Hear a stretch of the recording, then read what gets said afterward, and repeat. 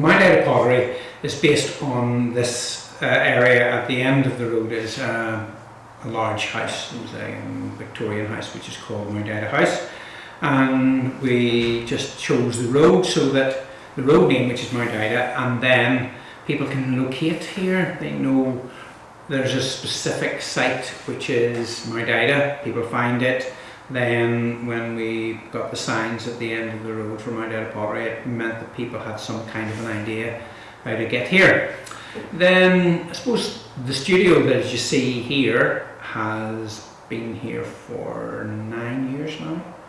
We got some funding from the Department of Agriculture, and I inherited some money, and then I just thought I don't want to stay in teaching any longer. So then I retired and have been working in the studio for that length of time.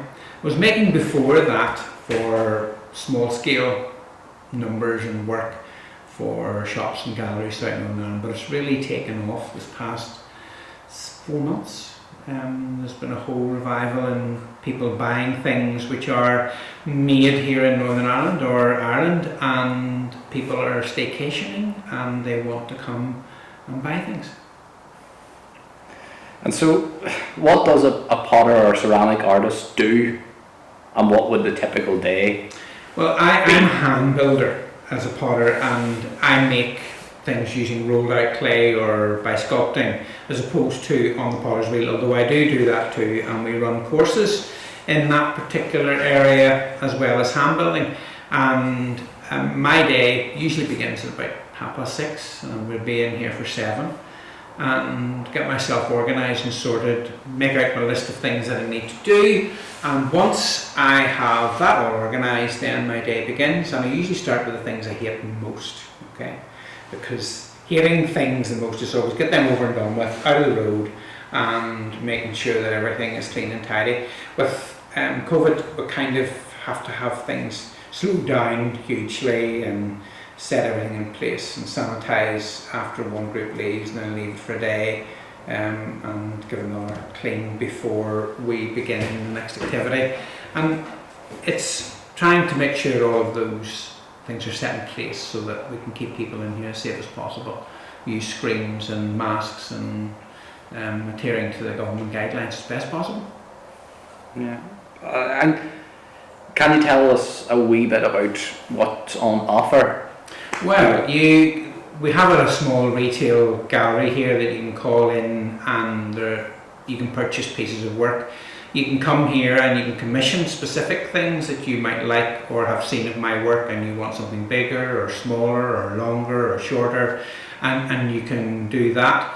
We retail into shops, about a dozen in Northern Ireland, a few galleries in the south of Ireland, a couple of galleries in Scotland and one in England, and we try and get our work out to as many places as possible, and every day bring something different. Today I'm doing 20 corporate gifts for a company, and they want to give them as special presents to people, maybe at Christmas or if someone's leaving work or whatever. So that gives you the opportunity to get a variety in here.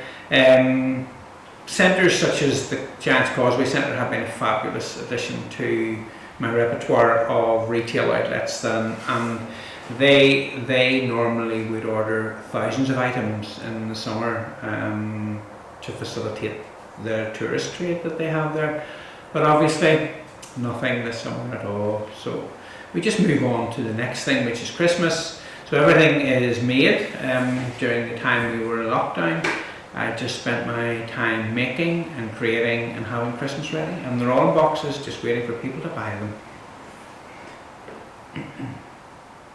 So, if I'm not very artistic, is there still hope for me if I came and had a go? Oh yeah, there's hope for everybody. Whenever you come here, you can have a chance to participate in hand building.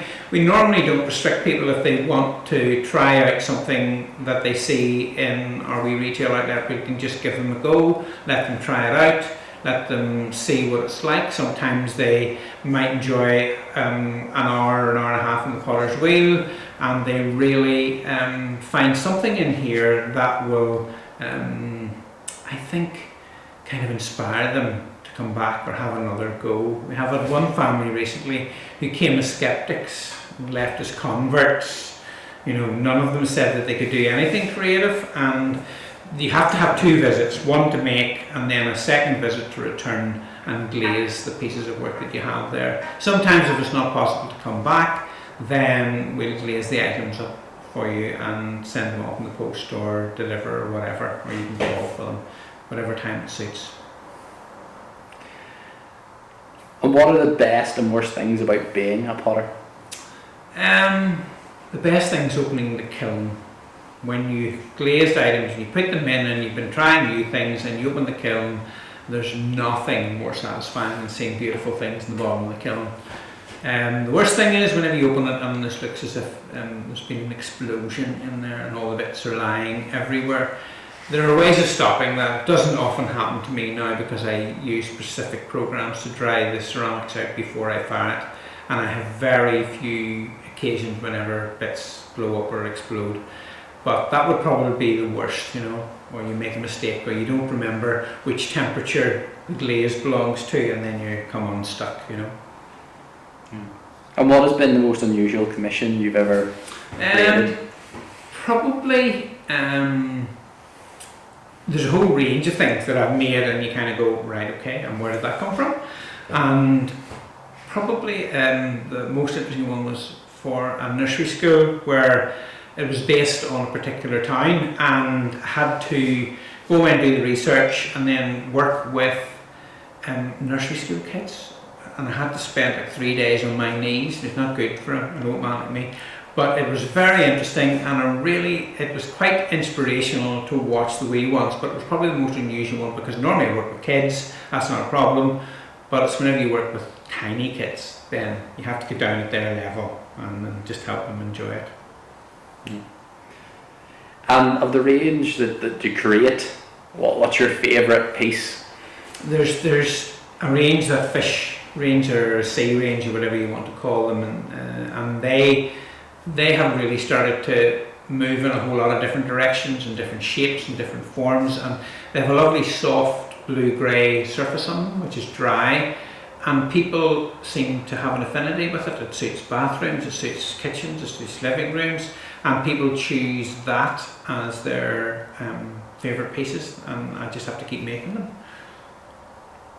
And aside from pottery, what else can we find on sale, or what else is on offer? Well, generally it's just ceramics that we have in here. You can, we do a few other commissions for people, and we can help people find other sources if they need to find somebody to do jewellery, pieces of silver to go with something. We know people who will do that for them. But generally we're just ceramics in here. It's like enough, okay? It's enough.